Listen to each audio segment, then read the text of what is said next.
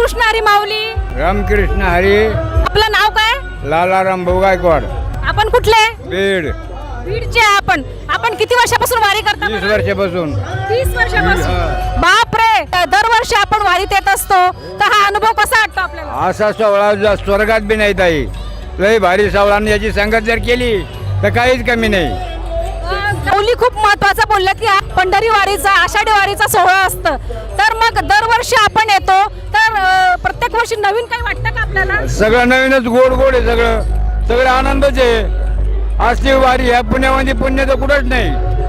आणि सगळे लोक सगळे छान आहे, शांत येतं, चांगले लोक आहेत तिथं. कार्यमग्न असे महाराष्ट्र पोलीस आणि नजरत प्रदर्शित माऊलींची पालखी.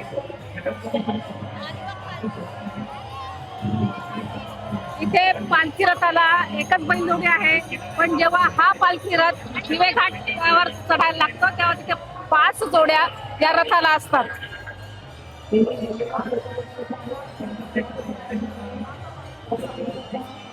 ज्ञानबा तुकारामचा जयघोष सुरू आहे, माऊलींच्या नावाचा जयघोष सुरू आहे.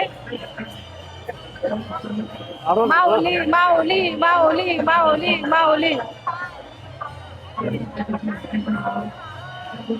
जय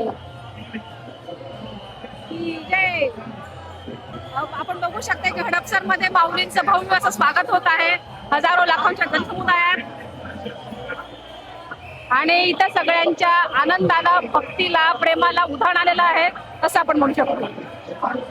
हीच आहे खरी भक्तीची, प्रेमाची, श्रद्धेची आणि परंपरेची वारी.